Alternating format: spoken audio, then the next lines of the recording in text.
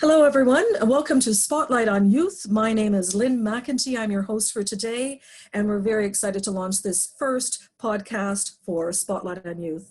Today, I'm very excited to host some great entrepreneurs that I've discovered, and their names are Joshua Gray and Genevieve Southerns, and they are from the Guelph Box. Welcome, Joshua, and welcome, Genevieve, to Spotlight on Youth. We are spotlighting you today. Hi there. Well, thank you so much for having us. It's great to have you today. Great to host you.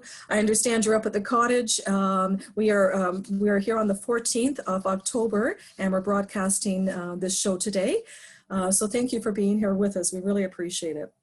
Can you tell us a little about, so firstly, I'll get you to introduce yourselves, and I could start with you, Genevieve, and maybe a little bit about you before forming the Guelph Box.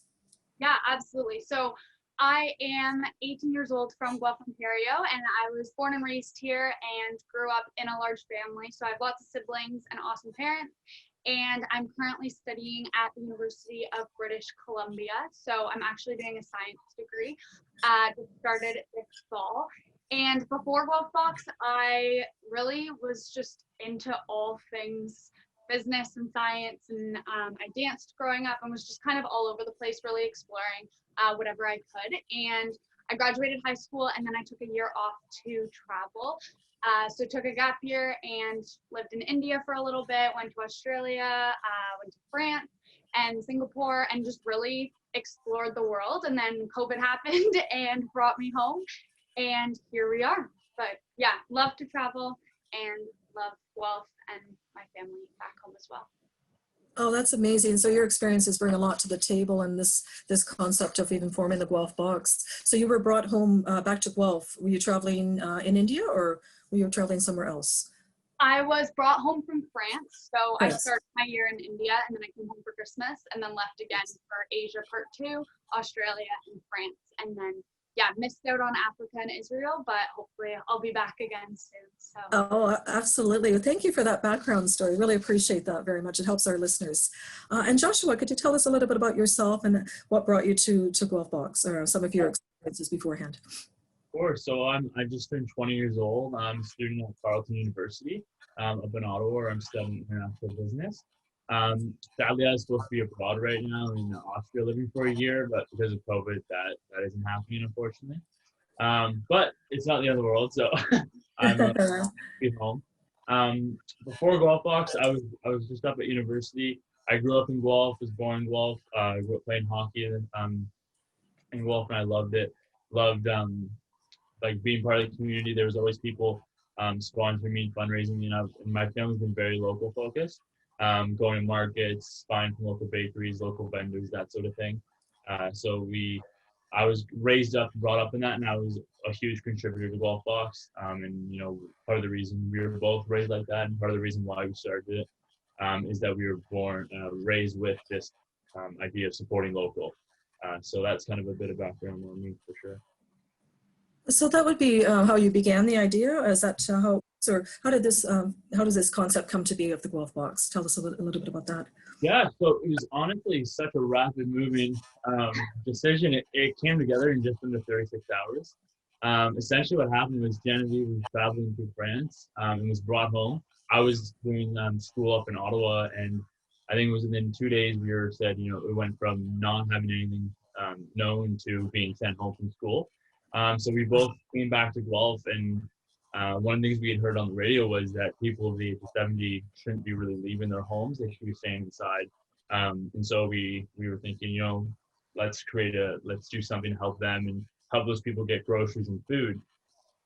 And then we kind of talked about the idea with our families, and the idea slowly grew into supporting local businesses, and then it grew into just a single box. And then within 36 hours, we launched the website, which we've updated because it was not great. It was something to start with, but it worked for the time being. And we just, threw that together. And we were, the first day, I think we sold 16, a lot more than we thought we would. Yeah. we sell about 20 total. But it came together super quickly, but it was a fun ride for sure at the start. So could you tell our listeners what the Guelph box is then? So you've got that concept and you had all of this background experience and background support and understanding of community and how community works. Could you tell us a bit more about what the concept of the Guelph box? And yes, I don't know if Genevieve, you want to take that one, or Josh? Absolutely, happy to. So basically, the way that Guelph Box started was really we saw a need in the community for vendors to get their products into people's hands, and everything was shutting down. They weren't allowed to be opened, and they were like, shoot, what do? We have either a lot of product that they had just in stock thinking that they'd be able to sell it, or are like bakeries and they're like, I need to keep working. Like, I can't just put my life on hold. And especially for small business owners, like their small business is their life, like they need that to sustain them. And so a lot of these people were kind of just up in the air of, I don't know what to do. And we came in right at that moment, like, actually, we can provide a way for your products to get into consumers' hands, because delivery services were allowed to still function. And so we positioned ourselves essentially as a delivery service. And so right at the beginning, we started with curated boxes of local products. So that's honestly like the essence of what Guelph Box is we take products from local businesses and create boxes, and then we sell those boxes and deliver them straight to your doorstep. Over time, what exactly that looks like has sort of shifted as the world has shifted. So we started with one box that was called the Local Favorites box, and it was $100 and you got no choice. It was a complete surprise. And then one week we decided to reveal like what businesses were going to be in it. And all of a sudden our sales completely spiked. And we were like, wait a second, maybe people want more information. So then we started doing vendor reveals, and then we went to a cheaper box when stuff started to open to try to make it more sustainable for people. And it really just evolved over time. And now we position ourselves more as like your one local stop. So we work a lot with charities doing boxes for events that have gone virtual to enhance the experience. We do a lot of work with corporations, so corporate boxes of like thank you gifts. We're doing a lot of holiday corporate boxes coming up, as well as regular themed boxes, but we've really shifted our focus more on collaboration and community involvement and like corporate side of things more than a weekly box like we did at the beginning. Yeah, I think it's also important to point out we became we started before curbside pickup was a well-known method for people to buy products. So people kind of forget that, but we were there for about 3 weeks before curbside pickup was even introduced into most local businesses. So for a lot of local businesses, we were their only source of revenue. Besides other wholesalers, we were a constant stream for the first month at least of COVID, when people when everyone was still learning what to do and what the new normal would be. So yeah. So you were catching people at a very vulnerable time then. Well, absolutely. I mean, our first day, so the day before we launched, I went around to about 6 businesses, and that was before we needed to wear masks in any store. That was before anything. I just walked in and I said, hey, we're starting a little box here. Let's, because we didn't know what it was going to turn out. We said, hey, we're starting a box. We're going to pre-order everything from you guys. Are you interested? And they all said, sure, why not? They got nothing to lose. So they said, sure. And then come the next Wednesday or Tuesday, we started ordering. So. Yeah, wow. And so when you were making that connection with the vendors, let's say early on, so maybe that has shifted now as you're sort of had kickstarted the program a few months later, but what were the vendors like in the beginning? You had mentioned some of them, but for example, what were some of those products that you found what people were partnering with you on right away as soon as you hit the ground running? Yeah, so a lot of those vendors were the ones that Josh went into. And so to be honest, the way we started is we sat down and we were like, who are like in our mind, like the core Guelph businesses? Like they were the ones that have been here for a while and are just like iconic in our minds, at least, businesses that we supported as like kids and stuff growing up. So we went to like Red Brick was one I remember, like Thatcher Farms. Like we were just thinking like who would we love to see at the market and who do we shop at a lot. So it was like Red Brick, Thatcher's, Polestar, Tone Cheese, like With the Grain, like all of these places that we were like, these are like key Guelph businesses that basically like we don't want to see them go under. So let's go support them. And then from there, it's really evolved, I would say, into like now a lot of vendors will contact us and we don't do as much outreach to vendors. But a lot of those vendors that we had in like our first box or two we've kind of labeled them like our anchor vendors, in that like now they appear in a lot more of our boxes just because we've had that relationship with them. And now that we've worked together, like in anything, we know each other's systems really well. So it just makes it easier for us than like learning new people.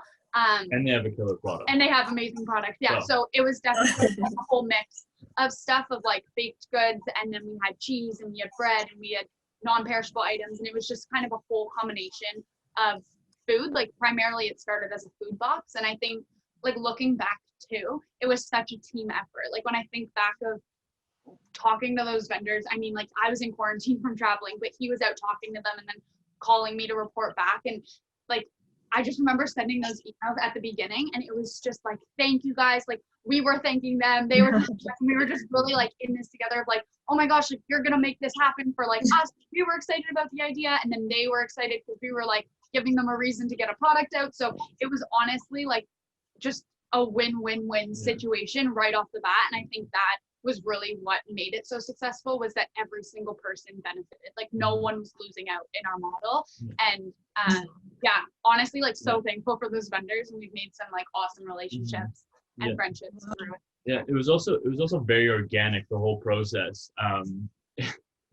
Since we didn't really know exactly what everything was going to look like from the start, they were super helpful, like Andrew said. And it was just such an organic process of, okay, here's what can work, here's what doesn't work, here's where we can actually help each other out, and here's like the areas that we need help in for on both sides of the relationship.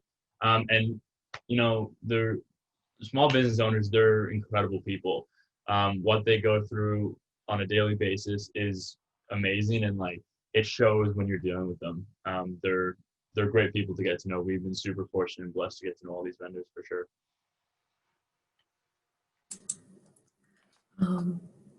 I was wondering, so in terms of your business plan and approaching these vendors, how did you come up with that? Yeah, you mentioned it was very organic, but you probably had an initial thought and initial prong of ideas before you actually hit that ground running. Yeah, so I think it's like for more specific, actually, originally the idea was a website launch where people can go on and order like a grocery list was kind of the idea. That was from the very start, and then it morphed into after speaking to people, you know, we should focus on local businesses. That way you can support them. And then from there, we were going, okay, we should have this type of box, that kind of box, this type of box, because we found it was too hard to do custom orders. Because if you have 150 people doing custom orders, that's a lot of specifics to be figuring out and managing, and we just didn't have that kind of time. So then it evolved from there, and you think, okay, you know, we're just going to simplify it into one box. And then after we decided to simplify the one box, that's when we decided, okay, let's try to talk to these sort of vendors. And then from there, I went out and spoke to about 6 or 7 of them, emailed a couple, and that was that whole process from the start. And so that tied in nicely to financial support. If you were to, when you created this business plan, how did you put that forward? Were there any supporters, or did you do that all on your own? Honestly, the beauty about this business model is the fact that it actually doesn't take any upfront capital. So we were really fortunate. I mean, we had to pay for our website and a few things up front. So all in, it was probably $150.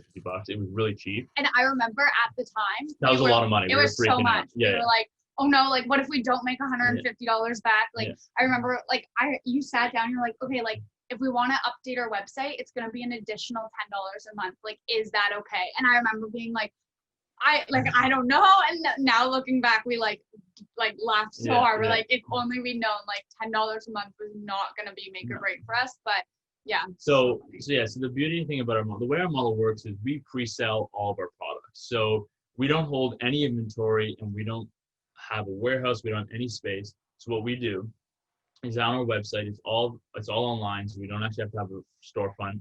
And it's all through our website. People buy online. We take the orders, and then we directly order to the vendors. and then they have a 2-day window to get their products from them to us. We pack all the boxes on one day and we deliver them that day. So with that model, we actually didn't need any upfront capital because that capital came directly from people ordering, because we order the exact amount. For instance, if we sold 138 boxes, as a weird number, we would only order enough items from vendors for 138 boxes. So because we had that capital already and the money from each order. So that was the really nice thing about the capital, like the funding, was we didn't need any. And then we were able to grow with that, and with the money and the margins that we were able to make to keep us afloat.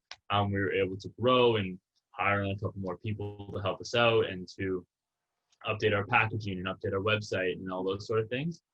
So that was really the most helpful part of our business model that was really successful from the start. And the other thing with that too is like when we started, I don't think either of us would have thought of it as a business. No, we didn't. So like, I know in the initial stages, we kept referring to it as like an initiative. And then we were like, shoot, we're kind of making money from this, but it wasn't like a lot. And then we were like, is this a business? And then I think we kind of struggled with labeling it because to be honest, we didn't start it for the money at all. And I know that sounds like so like, oh, we're such good people, but it wasn't that at all. Like we literally just did not think of it as a business. And the whole idea was, hey, this is a fun project. I was not even supposed to be here, so I was just looking for something to do. He was wrapping up his semester at school, and we were honestly kind of just bored, and we're like, let's just do something with our time. And that evolved into now basically our jobs, our full-time job, on top of school. So just even, I think like you said, organic, like how organic it was, but it was never really intended to be a business. And now we would call ourselves a social enterprise and like very clearly label ourselves as that, because we're not trying to be like indecisive. It's just when we started, we didn't think we would make any money from it at all, nor did we like know that it was going to turn into, obviously. We designed the financial side of it. We designed to cover our costs at the start. So we designed it so that we made sure that the value of the box, we wanted people to be in a deal so that they felt they had their value. So for the $99 box, we made sure that there was over $100 of retail value every single week. So that way when people were buying, it would be cheaper to buy our box than go around to each individual business and buy from them. So that was kind of the idea behind that, and then also cover gas and delivery and that sort of thing. But we also had a shorter timeline and support vendors, right? We wanted to give them good support, and we had a shorter timeline. We had other jobs to work at a summer camp this summer. With COVID, that was clearly canceled. However, at the time, everything was so unknown that we didn't know if we were going to go. We didn't know if we weren't. So we had planned to wrap it up. We started this end of March. We had planned to wrap it up late April, early May, just because that was our timeline. So in terms of a longevity, we did not think that at all. That was all organic, how that transitioned. Yeah, there was no longevity plan in the beginning. I'm really glad that you mentioned the social enterprise aspect, and that's really why I wanted to host you today, because that really spoke to me. I'm really getting that from you in terms of when I see the literature of the business, I see the endeavors of the business, I can feel your heart and soul that has gone into this, and it is actually morphed really as you have gone here, as you've said. So yes, a social enterprise for sure, and I love to speak to that component. How is that being received in the community from others as being a social enterprise? Yeah, absolutely. So looking back, like I said, we didn't think of it as a business. It was strictly an initiative when we started, and I remember being in quarantine. So I was literally in my room for 2 weeks. I came home the day after they made it mandatory to quarantine. So I'm like stuck in my room, and I had him on FaceTime every so often, and like people bringing me food. And I remember like my phone ringing just nonstop in the first 24 hours of people being like, hi, I want to get involved. Like, how can I help? Like, can I do this? Can I do that? Like, do you need this? I have bags I can support. I have this, that. Like, and people were just hungry to help. And I think it was honestly so, like, I get chills thinking about it, just how great humans are. Like, I'm like, it makes me emotional because I'm just like, our initial reaction was to help. Like, and how many people were like, hey, this is an awesome idea. Like, I'm going to get behind you on that. And it was honestly like the best reason and the reason we keep doing what we do. And so I'll never forget, there was a real estate agent from Trillium West who called me that day, Jeremiah, and he just said, hey, like I have a team and we'd love to help you deliver the boxes. And I remember thinking, which was supposed to be me, by the way. I was supposed to do all of them myself. He was that would have never worked, but and yeah, because we didn't think that far ahead. Yeah, we thought like 10 boxes. What's the big deal? Josh can just run them around. And we sold 80 in one weekend, and then all of a sudden we're like, wait a second, we can't deliver 80 boxes on our own, especially when I can't help. So I remember he called and was like, hey, my team's going to deliver your boxes this week. And I was like, oh my gosh, that's amazing. Like, I don't even know how many we've sold. We don't know our delivery day. Like, I'll let you know. And he was like, okay. And then I remember thinking like, hold on, we accounted for delivery in our budgeting, and it was not supposed to be a business. And so we were like, well, we can't take that money. Like, I'm not just going to pocket it. Not the volunteers. And so we were like, we're just pocketing, the volunteers' money. Like, that doesn't make sense. And so immediately we were like, well, what if we donate it to charity? And that was honestly like the best decision we made in this whole thing was to, by far, was to donate that to charity. And it ended up being $5 a box at the beginning, which was like 5% of the selling price. And then as we transitioned to now, we charge for delivery because we have smaller boxes and whatnot, and we can't necessarily cover those costs.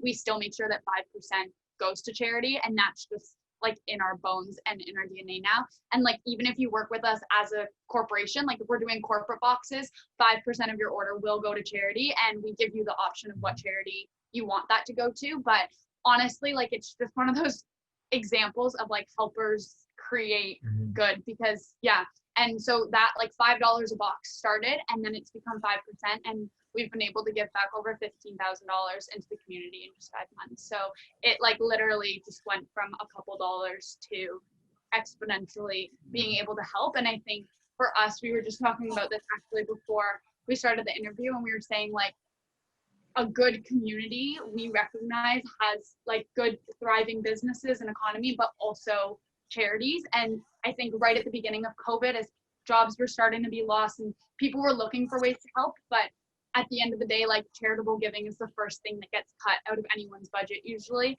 just because it's not like mandatory. Like, you're going to pick food over giving someone else food.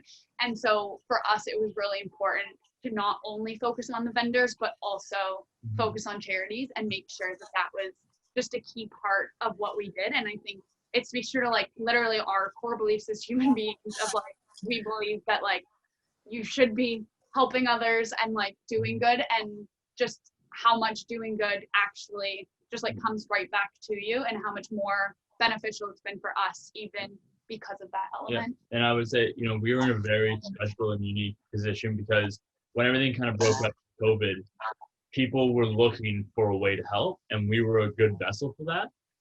And so for us, I mean, I would say we were two of the luckiest people around, because all we got to hear is just positive people wanting to help out all day.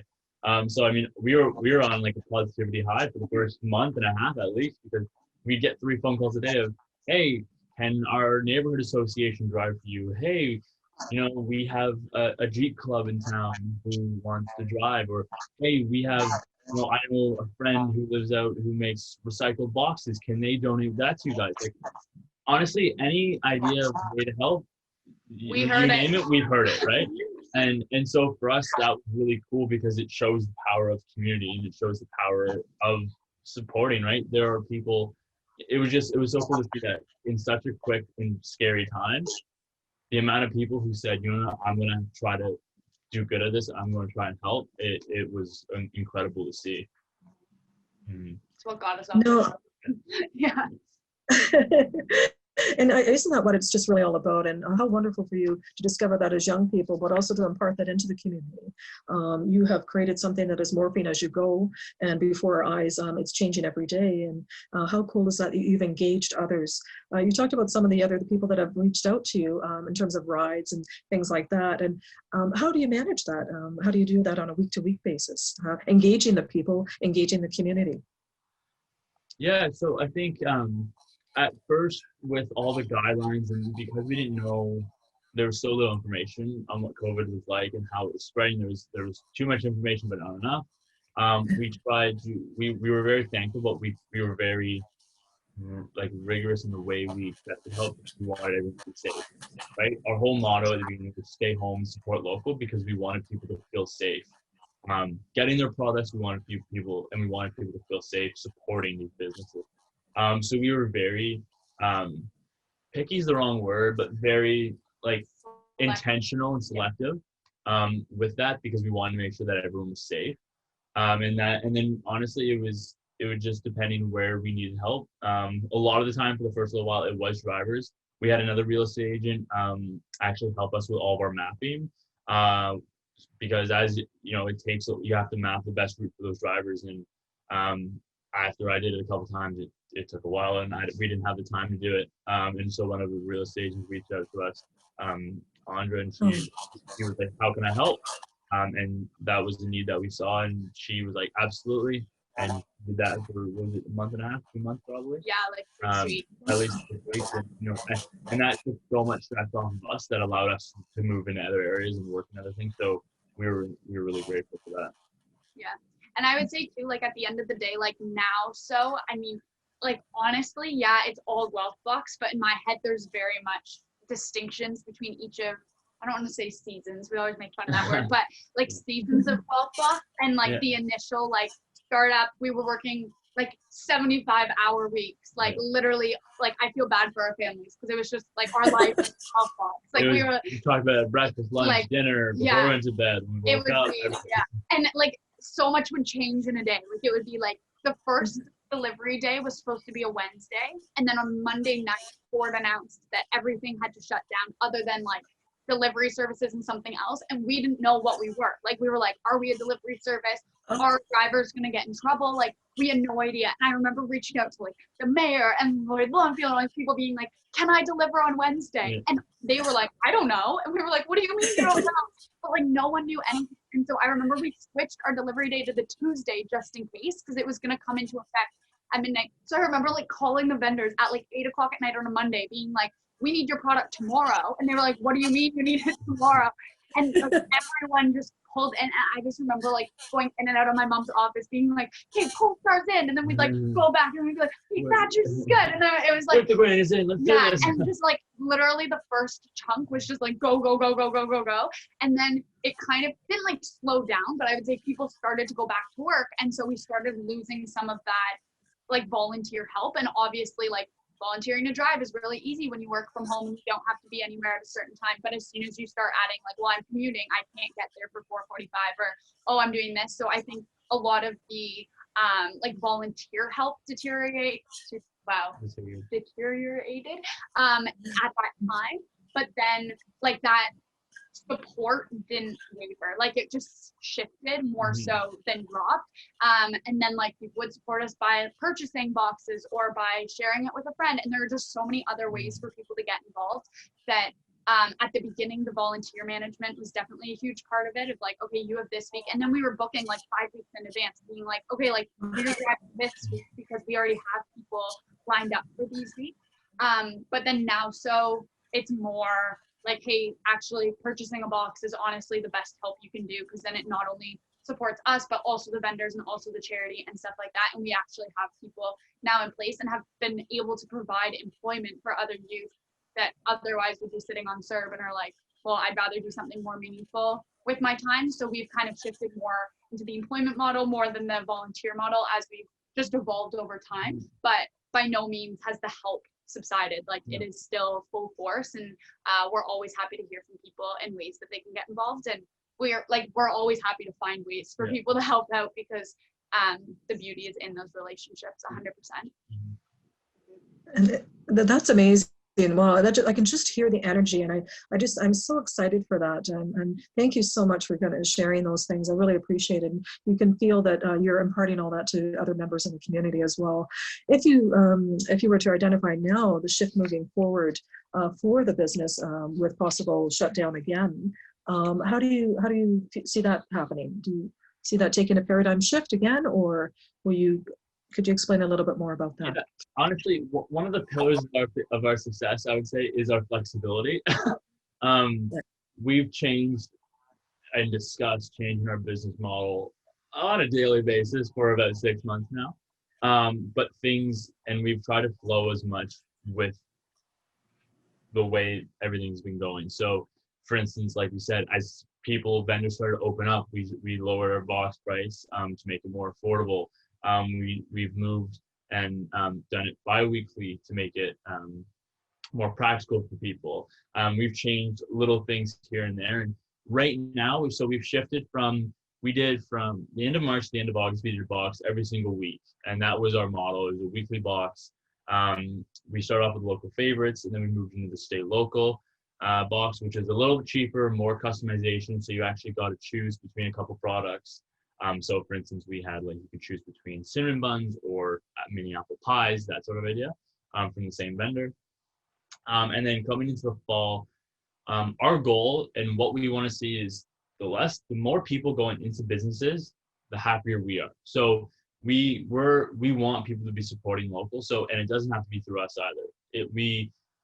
That's the one drawback from our thing is we know that if we're booming, that means things are shutting down, which is not our favorite thing to think about.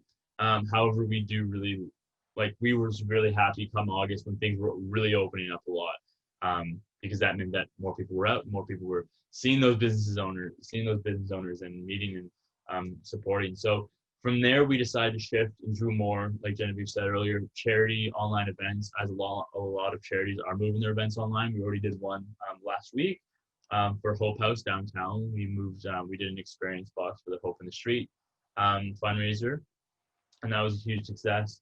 And then we've also done more corporate and seasonal boxes. So we actually have a box going on Tuesday, which is our fall box, and things like that. So that's kind of how we've shifted our model, just to meet those needs.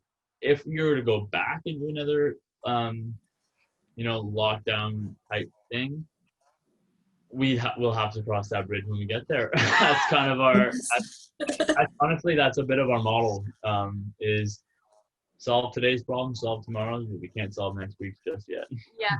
And sorry, I was just gonna say, I think too, there's a lot of different comfort levels of people shopping, and I work at a restaurant on the side as well, and just even seeing the number of people coming in was high as soon as we opened, and then it has started to piddle off again just as people are getting a little bit more cautious with numbers rising again and stuff. And so they're seeing the impact of that too, and I feel it there as well.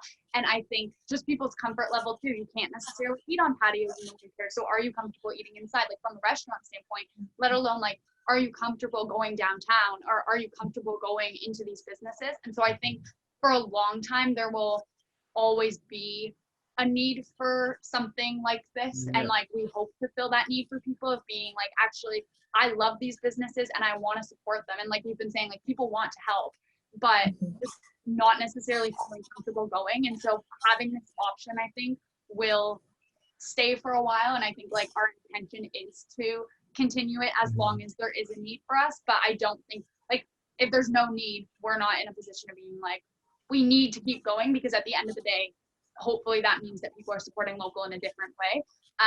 But I know for sure, going into a second lockdown, part of me is that, it would just not be fun in general, but it's also we're now back full time at school. And so we don't have the same 70 hours a week that we did in the original lockdown. So part of me is I don't know how that shift would happen, but I'm also just thinking out loud because we haven't really thought about it. I'm oh my gosh, we have time. I'm sure we would figure it out, and just I said, be nimble with what is happening in the world. And as we go. And it would be mobilizing some of your helpers as well too, should that come to be, right? I sort of want to speak to the charity aspect of things. You're very giving of service and such. How do you choose a charity? You mentioned Hope House, and maybe you could just explain briefly what that organization is about, and perhaps why you chose that charity and how you choose other ones moving forward. Yeah, so our charity giving started initially with our volunteer drivers got to pick the charity of the week, because charitable, at the start, it was all one pool of money, but how we thought about it was our delivery cost is what was being donated. And so if you're volunteering to drive, you get to donate that money where you want. So a lot of the times it would be a business Trillium West would come and be hey, we're going to drive. Can we donate to Hope House? We'd be sure.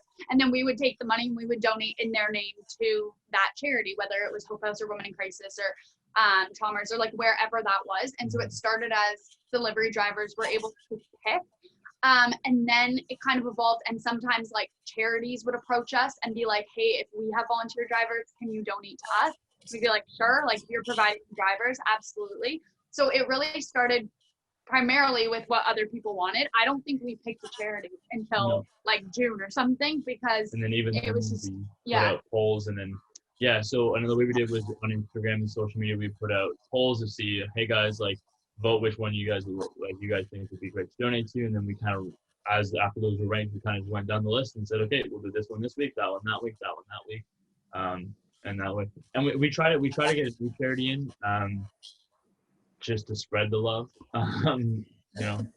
because everyone's kind of hurting that way, so we're trying to reach out as far as possible. Yeah, and then in terms of like when you say like how did you choose Hope House for like this charity box, it was honestly like they approached them. I was a co-chair of the board of that event last year, so I was really familiar with the Hope in the Street event and really like good relationship with Jaya, and just love the work that Hope House does. They do a lot of work for low income people in Guelph, so they have like a clothing market and a food market, and I actually volunteered there every morning in grade 10 for a whole semester, because long story, but I just have lots of like connections with Hope House, and so Jaya had actually reached out and just said, hey, we're looking at revamping these events and think an experience box would be a great addition. You're kind of the expert in local curated boxes.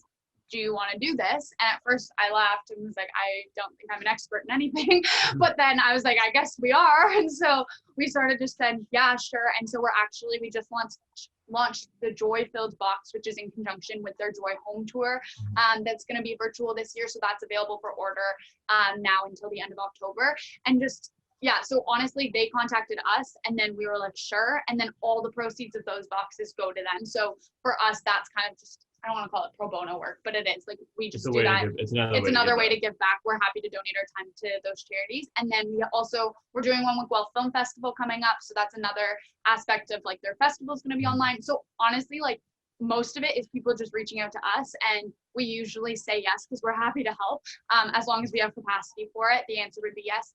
And so a lot of that was them reaching out to us, and then we use our other boxes like our fall box and stuff like that to kind of sustain ourselves, and then the rest of it just goes to them. One of the themes, and I hope you'll hear from us, is we tell everyone who reaches out to us, if we are open to any way to help.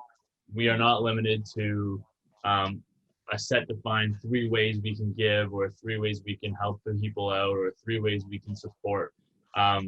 Every single phone call we ever have with charities or groups is, if you name a way that can work, we will do whatever it takes.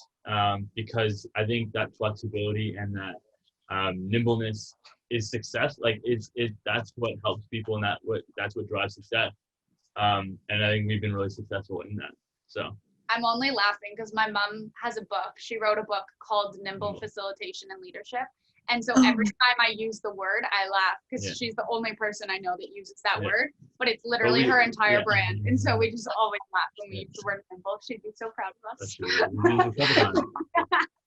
You know, I see t-shirts coming up. Is that ever cool? I was actually going to draw upon that word when I heard you say nimbleness, so I'm glad that you addressed that. I think that's really cool. And how cool is that to keep your mom close to your heart like that as right? Yeah, that's so awesome. If you were to give advice, so there are a lot of underlying core themes here by operating this social experiment project. And if you were to give advice to other people wanting to do this in their communities, what are some of the things you could advise them to do with other young entrepreneurs? Yeah, I think the first thing that would jump out of our mind is just go for it. We've learned, the common analogy we use is we built the plane as we flew it. We didn't know a lot of what we were doing, but yet when you reach out and when you use something like this, when you help other people, people are really willing to help you. And we learned that so clearly, as we said earlier. People were reaching left, right, and center to help us out, and we were so blessed with that. And so just go for it. We had skills that we didn't even know we had, but we were like, I can do that, and then that adds on to this, that adds on to that. And so that would be a huge thing, and just staying flexible and adapt. We've adapted every single week since we started, and that would be honestly, those 2 are the core of I would say why we are where we are today. We're we're very go after it kind of people. And so we just kind of said, let's do it. And in this sort of situation, you really have nothing to lose. The only thing, everyone wins in this situation. And that's kind of goes back to social enterprise. We have that triple win model. So charities win, local businesses win, and our customers win, right? Because they get quality products. The products that we get, that are part of our boxes, they are like top notch. They are bread that's baked fresh that morning, squares that have just been from a local bakery, flowers that were picked that day or the day before. Like, they're all top notch products. And then the vendors win because it gets into people's homes. It gets people to try new products that they otherwise wouldn't have. The amount of times we get calls from customers who go, that cheese that was in the box that's from this vendor, do they have that all the time? Because I've actually never been there, or I haven't tried that particular type of food from there, or I haven't actually heard of this business before. Where can I contact them? We did a Father's Day box, and we did a gift card to a local brewery in there, and they've said that they have people coming in all the time who are now clients because they've never been there before, but now that they've gone and tasted it, they loved it, and now they've been back. So they win in the charity aspect of giving as well. So just the adaptability is really crucial. Yeah, the only thing I would add on to that, because exactly, we'd be on the same page, like just go for it and being flexible. And I think you touched on it too, like the win-win-win aspect. But I think the idea that like good and business are separate is becoming so old. And at the end of the day, like I've always said, oh, like my dream job, I want to start a social enterprise. I never thought I would do it when I was 17, but the idea that you can combine good and business together and like seek that, I think is super important. And I think just your intention behind it, like if you go in being like, I just want to make a whole bunch of money, like you're not going to succeed. Whereas if you go in being like, how can I help? And like, I see a need and I'm going to fill that need and I'm just going to do it and everyone's going to benefit, because the more people that are involved, essentially the better, because then the more things you sell, because the more people buy your product if they know about it and stuff. And so I think, just the doing good and business can go together, and just find that and do that rather than just trying to do one side or the other. I think when you can find that marriage, it is unstoppable because everyone loves it. So it also opens the doors to so many opportunities. I mean, to think if we hadn't done, the charity aspect, we wouldn't have had half the opportunities we would have to do the things we've done. And so when you open up that door, not only should those good and business go together, they need to go together for businesses to succeed. We think, yes, a business can survive without it, but you're only, in my opinion, and I would say in yours too, you're only scratching the surface. Like there's so much more that can be done. And there's so much more people can do. Because, if you have a business, you are filling a need, and that need can always be filled in other areas, regardless of whether it's charitable or the private sector or all that kind of stuff. Yeah, we're rambling, but essentially our call to action, go for it, do good, and be flexible would be the three. Oh. Yeah. No, for sure. And I sense the moral compass there guiding you for sure. So that speaks to you both very, very much. I just wanted to go back on, thank you for sharing that component of it, and it's very, very heartfelt, I can tell. I wanted to go back on just sort of the surprises for people when they receive it, and the emotional attachment from someone receiving one of these. I heard one of the audio pieces that you have up on your website, and it is very, very touching, and that really spoke to me, hearing that customer's, that person's voice thanking you for your involvement in it, and that they had looked forward to it. Could you speak to that in terms of that human connection for some of our viewers before we head off today with a few more questions? Absolutely. So I think that was just one example. If the video that she's talking about, it can be found on our website right on the homepage. And if you listen to it with audio, the backdrop of it is a voicemail we received. I think it was our first or second week from someone, and I literally, like, every time I listen to it I cry. I'm like such an emotional baby, but I'm like, oh my gosh. But I think like that is honestly just one example, and like we will hear so much feedback. Like people just always want to tell you how they feel about everything, and I think like those moments are honestly, they always come when we like start to question what we're doing. And then we get a voicemail like that, and you're like, you know what? Like, that voicemail just made the next month worth it. And like, just having those to go back on to remember, like, there are people who rely on us, and there are people who like look forward to this, and there are people that love this, and we are doing good. And just like reminding, like, we have to say that over and over to ourselves just so that we don't stop, because sometimes it can be overwhelming. And like I said, we're in school, we're doing other things. It's not necessarily we have 70 hours a week to put into it anymore.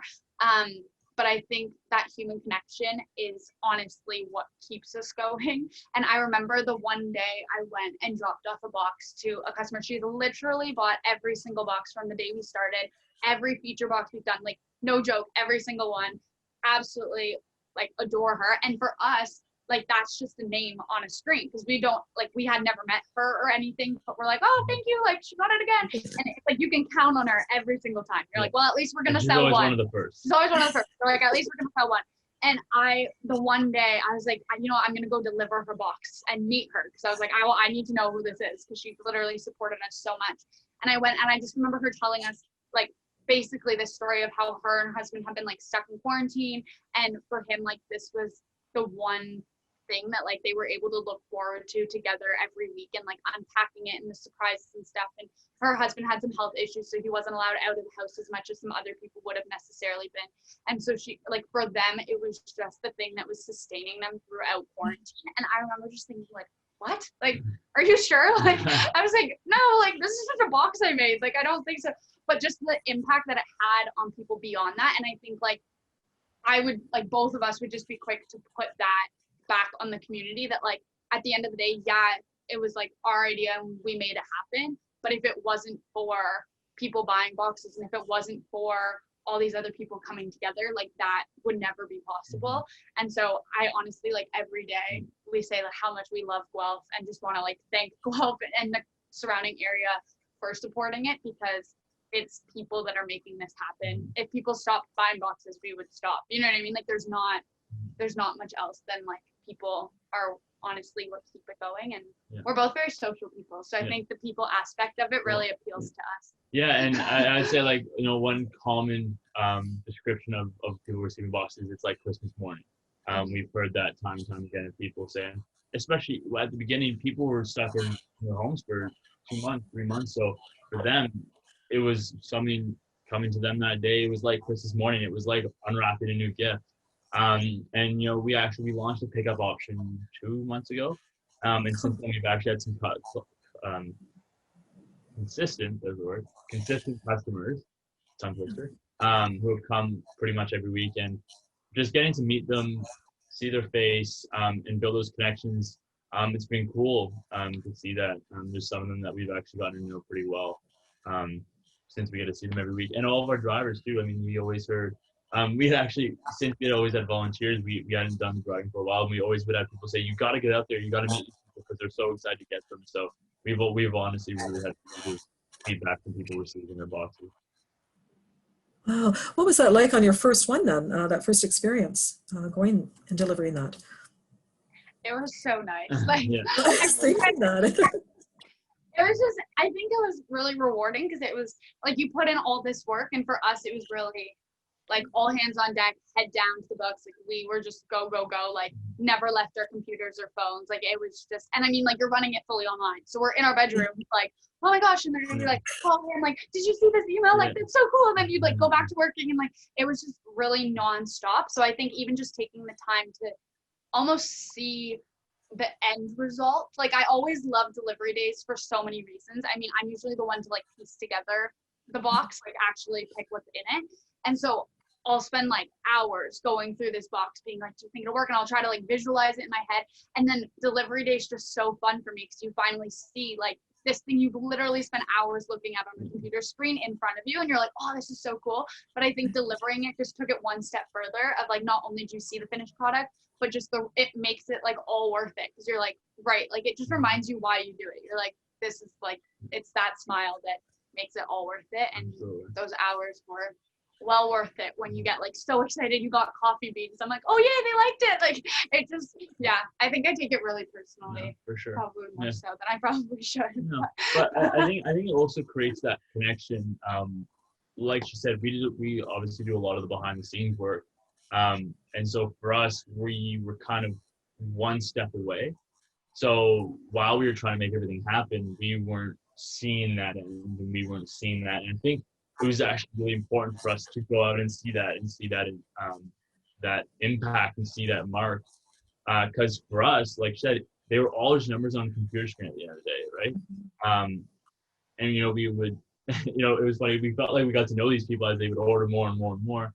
But we had never met them, or we talked about email, or it was a very different experience. And I think for us, that personal connection actually, we learned, I think, a bit, not too late, but we learned later on that connection for us is actually super important, and that to relate us to that impact will actually motivate us, keep us going, keep that fire lit, and push forward.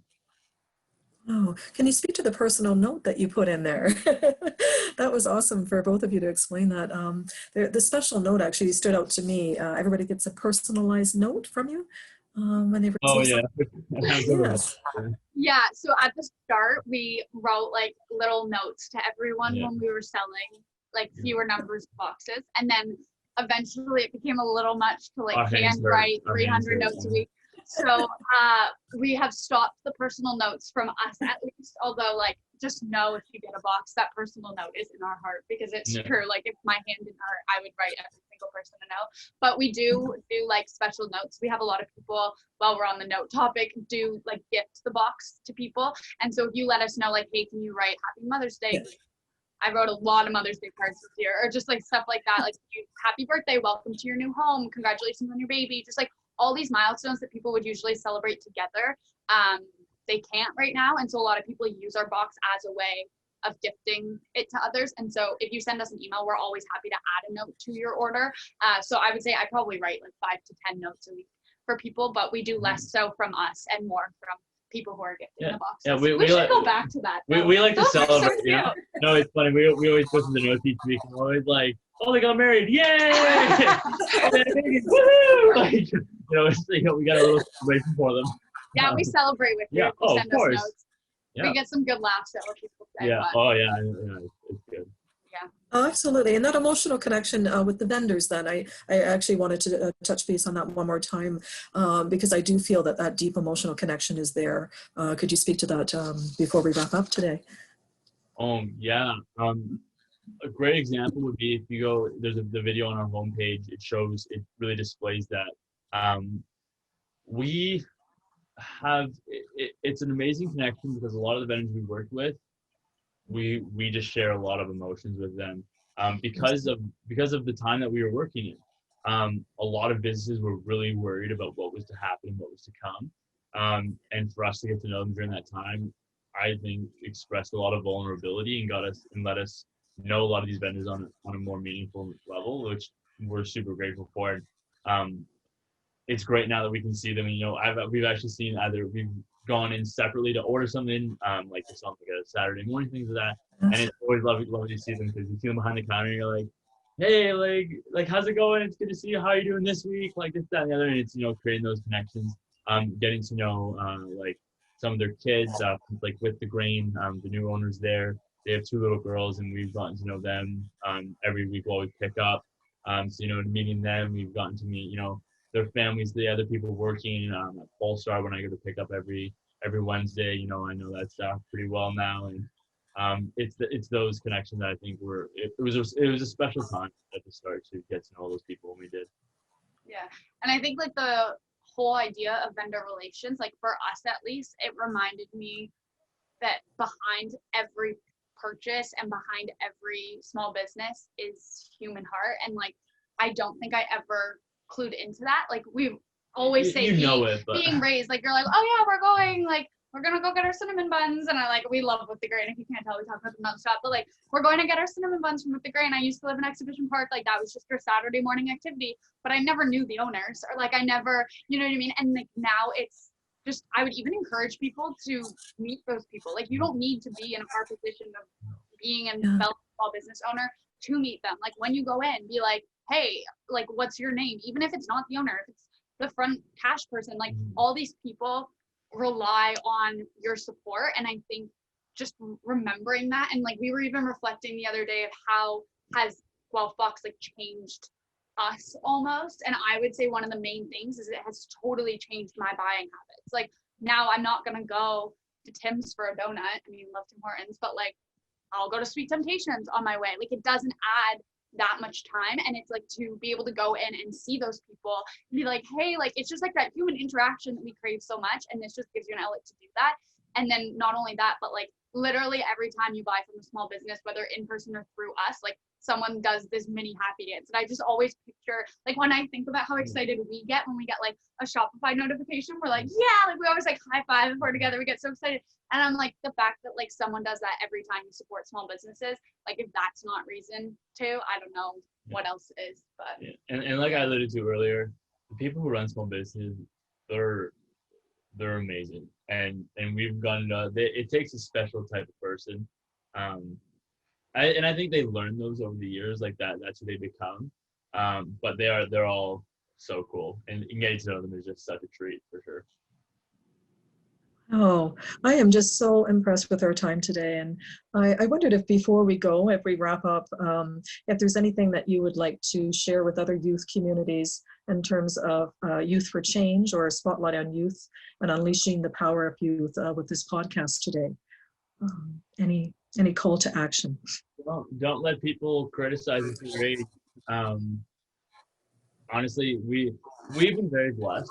To be fair, it's not like we've been innately taught. Like we've been helped out by adults and mentors and that sort of thing. We actually did a business program in high school that really tried to prepare this for youth, and youth and change actually.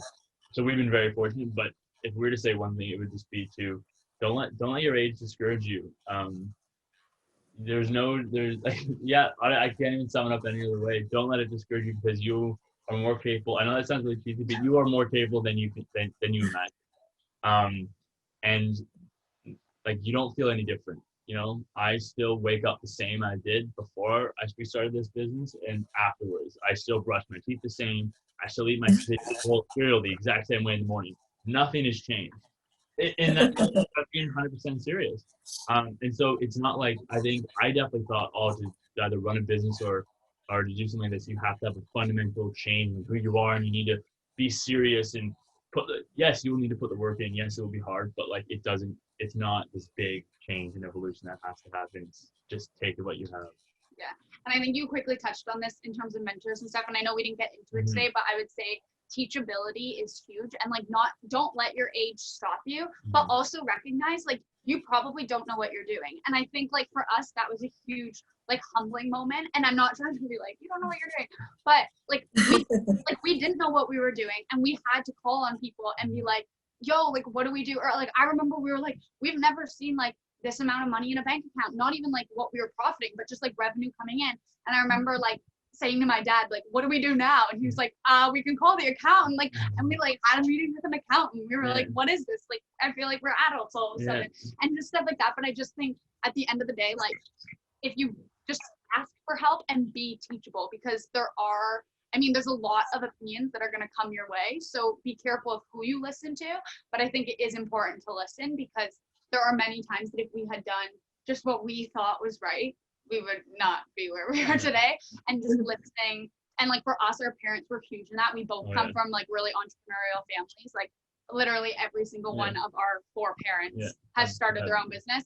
And so for us, like we had that just at our disposal, which was incredible. And like kudos to all of them for giving us so much of their time.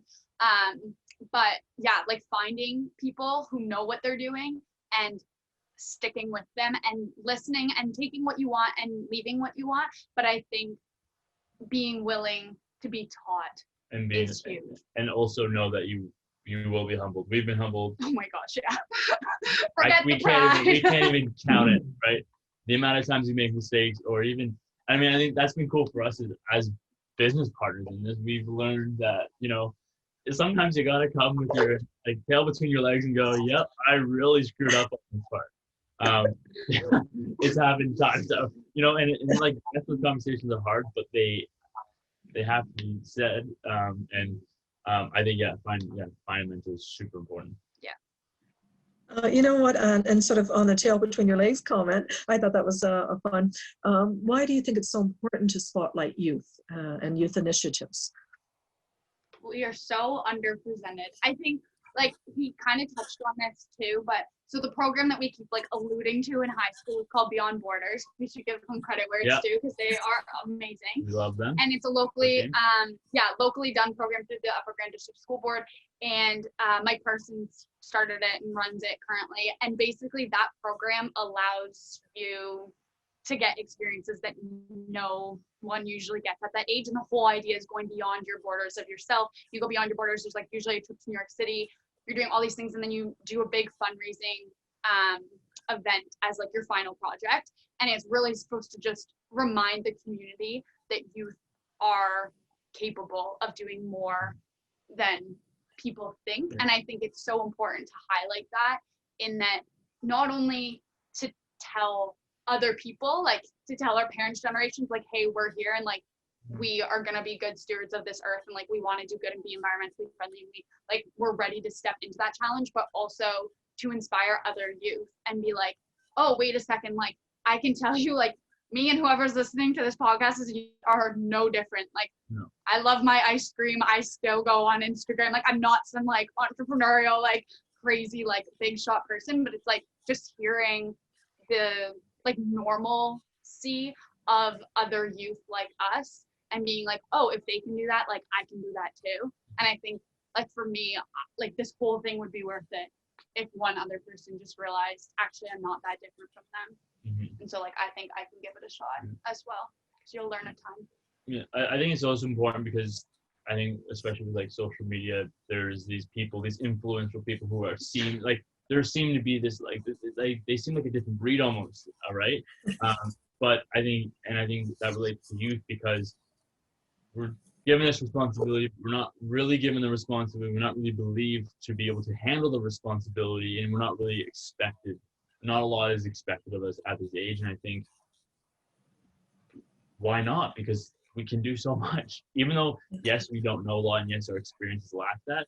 That doesn't mean we still can't accomplish things and accomplish things you don't even think. So that, I mean, to highlight that program, that charity event, over, I think it's run for what, 6 years now, and it's probably raised over $250,000 for charities, right? And so that's a lot.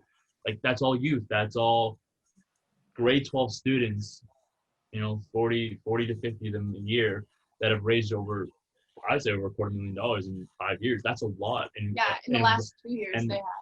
Yeah, right. Yeah. So, and that's in one night, right? So clearly there's impact, and I think there's impact. You can see impact everywhere, and I think it's important to take that responsibility. And I think youth can definitely have a responsibility, and they should do it. It'll change a lot. Stop talking about it. Go do it. Yeah. No, we're big believers of that. That's absolutely great advice, and I have just been so honored to take time with you today. I wondered if people do want to get in touch with you, how would they do that? Absolutely, yeah, you can. We'd love to get in touch. First of all, please send us a message. We'd love to hear from you, and also just love sharing our story. Obviously, this has been such an honor to be on the podcast, but also if people want, we do one-on-one calls with people as well, quite frequently, looking for just to chat or want some other youth advice. So feel free to reach out. You can find it all on our website, so www.guelphvox.ca. Pretty straightforward. There's a contact us section, so you can either fill out the form, it goes straight to our email inbox. Our phone number is also in there. And yeah, or on Instagram at Guelphvox. You can literally shoot us a DM. Facebook, Twitter. We're everywhere. Yeah. So wherever you can get a hold of us, feel free to shoot us a message, and we would love to connect on all different levels. So. Yeah. Well, I thank you. I have been speaking with Joshua Gray and Genevieve Southerns from Guelphvox. It has been my absolute pleasure to host you today. If you have time, please follow us on social media at Spotlight on Youth for Youth for Change, Unleashing the Power of Youth. And if you have any ideas for a show upcoming, please feel free to shoot us a message, and we'll be happy to incorporate that if we can. Thank you so much for watching today, and we look forward to seeing other future podcasts upcoming for Spotlight on Youth. I'm your host, Lynn McEntee. Have a great day.